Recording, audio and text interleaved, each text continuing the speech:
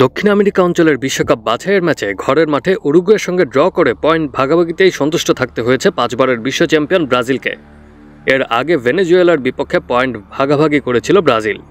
আজকের ম্যাচটিতে শুরুতে পিছিয়ে থেকে শেষ পর্যন্ত 1-1 গোলে ড্র করে ব্রাজিল। গেটসনের গোলে ড্র নিয়ে মাঠ ছেড়ে দরিভাল জুনিয়রের দল। স্বাগতিক ব্রাজিলের জন্য ম্যাচটি ছিল প্রতিশোধের, থাকলেও সেই প্রতিশোধ যেন আর নেওয়া হলো না এবার। গেল কোপা আমেরিকায় টাইব্রেকারে ব্রাজিলকে 4-2 গোলে হারায় উরুগুয়ে, তবে ড্র করেও যেন এক প্রকার নিজেদের সম্মান রক্ষা করল সেলেসাওরা। অন্যদিকে উরুগুয়ে খেলায় ব্যস্ত সময় পার করেছে রক্ষণভাগে। দুই দলের কাউকেই সেভাবে ফিনিশিংয়ে দেখা যায়নি।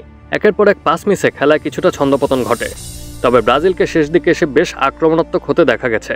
ফিনিশিং ব্যর্থতায় রাফিনিয়া, ইগর হেসুস, ভিনিসিয়াসরা মিস করেছেন একের পর এক সুযোগ। ব্রাজিল দলের খারাপ সময় যাচ্ছে বহুদিন ধরে। ভাবা হচ্ছিল দরিভাল জুনিয়র হয়তো ত্রাতা হয়ে ব্রাজিলের হারানো গৌরব ফিরিয়ে আনবেন। সে অনুযায়ী পুরো দলের কাঠামো পাল্টে নতুন রূপ দেন দলকে, তবুও আশার আলো দেখা যাচ্ছে না দলে। অবশ্য খেলার ধরন বদলেছে খেলোয়াড়দের। আক্রমণাত্মক খেলায় মনোযোগী হয়েছেন ভিনিসিয়াসরা। উরুগুয়ের বিপক্ষে গোল হজমের পর দমে যায়নি তারা।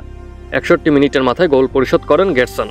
এরপর থেকে ব্রাজিলের চিরায়ত আক্রমণাত্মক ফুটবল দেখা গেছে মাঠে, তবে ফরওয়ার্ড লাইনের দুর্বলতার কারণে শেষ পর্যন্ত হতাশ হতে হয়েছে তাদের। জয়ের দেখা আর মেলেনি।